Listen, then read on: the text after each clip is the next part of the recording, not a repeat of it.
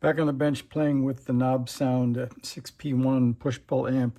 Well, I know you guys enjoy this part, so I've saved the power up for you because you never know what kind of smoke will come out. So I think this is going to be an unloaded, no tubes, but we should be able to see what's going to happen in terms of B plus and see if there's some filament on the filament leads. So let's see, I guess the right thing to do first might be, we'll check. We haven't done any power up with the DC yet. So maybe we'll first start with, DC to make sure there's none there. Across the power supply, and there's none. So I think we'll do a resistance check just to see that nothing exciting happens when we, when we hit the power switch. That's good. So that says overload, and there's another B plus point over here, and that says overload. And if I put it to the same lead, it shows 0.1 ohms, so that's good. Then let's see, we could check what the resistance is from here to ground. That's a cathode resistor, and that's got supposed to be 270, and it's 263, and here's another one. Let's see, what's that got? That's got 267 also. So I can't think of anything that will probably blow up. So we're going to go ahead and get back to volts and DC, or maybe AC. I guess we'll do DC first. That's most likely to cause headaches. All right, we're going to plug it in. And I think the power switch is off, is down. So let's first get a look at what the final B plus will be. And that should be here. All right, we're going to turn it on and see what we get. Well, that's a good sign. So we got 360 volts of B plus. I don't know if anybody knows the maximum rating on a 6P1, but I think it might be less than 360 volts. Their schematic says 275, but with 230 here, that might be true, but we had quite a bit higher. I think we measured, what do we measure? 260.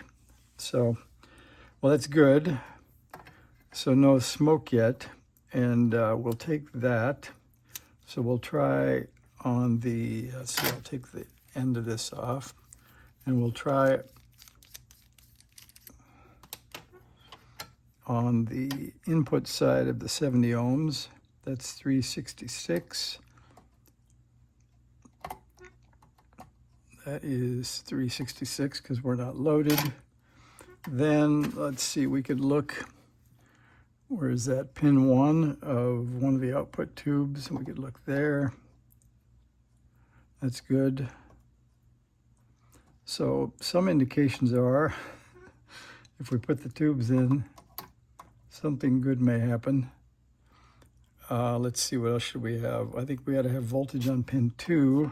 I think that's the screens, but it's dangerous. Looks like there's ground right next to that. 360.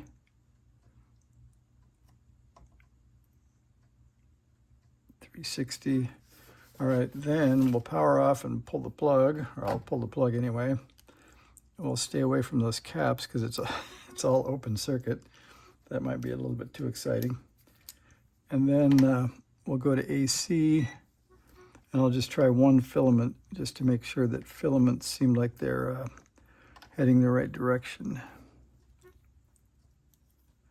Kind of a chopstick affair here. I think this one looks wider. No, I can't hit that either. All right, we'll try the two-handed operation. I'll plug it in again.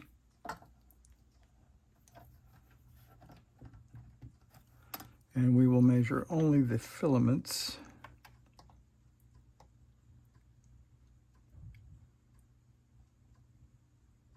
That's not really good, is it? Oh, I guess it's hard to get on these. on these pads. They're slick. That says 12 volts. I hope we don't have 12 volts on the filaments. Let's try over here at the low winding. 7.3 is what I expect. That's good. And that should be here also. Gosh, that's slick. I don't know why that's 8. So I think I'll check the filament leads before we put tubes in. I don't want something bad to happen. I think this is another filament lead. 7.5. 9.5.